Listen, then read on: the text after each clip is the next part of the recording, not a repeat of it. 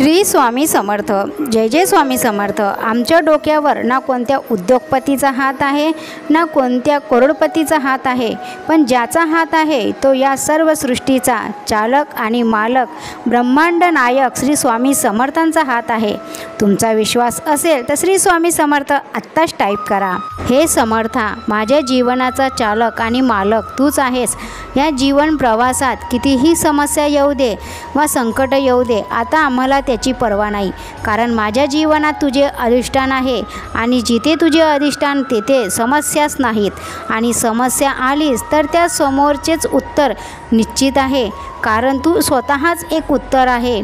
तू स्वतः समाधान आहेस, तूच आनंद आहेस. हे परम चैतन्य असेच आम्हाला मार्गदर्शन कर, आम्हाला प्रेरणा दे, कारण तू सोडून आम्हाला कोणीच नाही. हे स्वामी समर्था, तुझ्या नामात खूप शक्ती आहे. माझा सर्व विश्वास मी तुझ्या नामात एकत्र केला आहे. आता सुख आले तरीही श्री स्वामी समर्थ आणि दुःख आले तरीही श्री स्वामी समर्थ, संकट आले तरीही श्री स्वामी समर्थ, आनंद झाला तरीही श्री स्वामी समर्थ. हे गुरुराया, बस मला या भावनेवर स्थिर करा.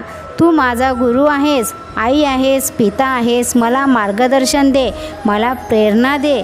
तुमचा स्वामी आईवर विश्वास असेल तर श्री स्वामी समर्थ टाईप करा व व्हिडिओला लाईक करून चॅनलला सबस्क्राईब करा. स्वामी तुमच्या सर्व इच्छा स्वप्न पूर्ण करतील, ही स्वामीचरणी प्रार्थना. तर स्वामी म्हणतात, बाळा, कोणत्याही लोकांना विचारून तुमच्या आयुष्याचे निर्णय घेऊ नका. जीवनात कितीही संकट अडचणी आली तरीही आनंदी राहायला शिका.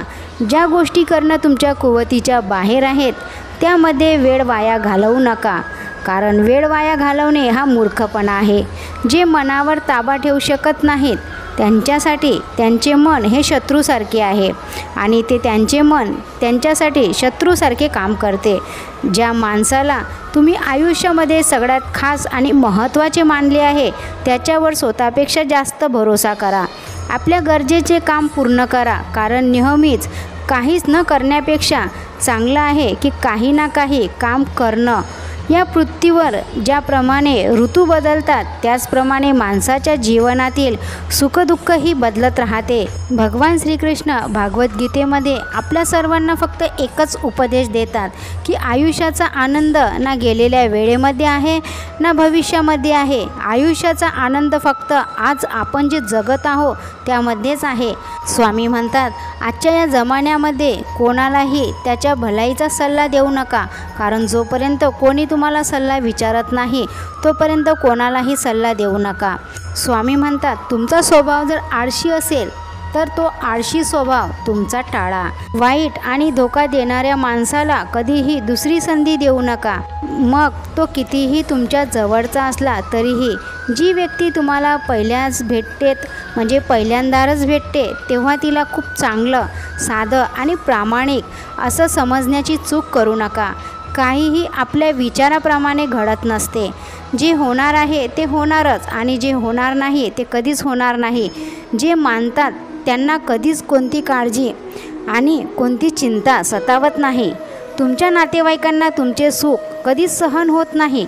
जेव्हा तुम्ही तुमच्या आयुष्यामध्ये एखादी गोष्ट आपल्या नातेवाईकांना सांगता, आनंदाची गोष्ट मिळवता आणि ते आनंदाने सांगता, तेही तुमच्या आनंदामध्ये सामील तर होणार, पण फक्त वरच्यावर, मनापासून नाही. स्वामी म्हणतात, माझ्यासाठी सगळेच भक्त एकसारखे आहेत. मला कोणी जास्त नाही आणि कोणी मला कमी नाही. मला कोणी कमी आवडत नाही किंवा मला कोणी जास्तही आवडत नाही, पण माझी जो भक्ती मनापासून श्रद्धेने आणि मनापासून करतो त्यांना मी अडचणीच्या आणि गरजेच्या वेळी मी कायम त्यांच्या पाठीशी उभा राहतो. माझे नामस्मरण करणारा भक्त सदैव माझ्या जवळ असतो. जे माझे सतत नामस्मरण करतात त्यांच्या संकटात मी त्यांच्या पाठीशी सदैव उभा राहतो. तुमच्या स्वामी आईवर विश्वास असेल तर श्री स्वामी समर्थ टाईप करा व आपल्या चॅनलला सबस्क्राईब करून शेअर करा. भाग्यवंत ठराल. स्वामी आई सर्व भक्तांचे रक्षण करा, सर्वांचे दुःख संकट दूर करा व त्यांचे घर धनधान्याने भरभरून राहू द्या. बस हीच प्रार्थना तुमच्या चरणी. श्री स्वामी समर्थ. जय जय स्वामी समर्थ. भेटूया नवीन संदेशासोबत.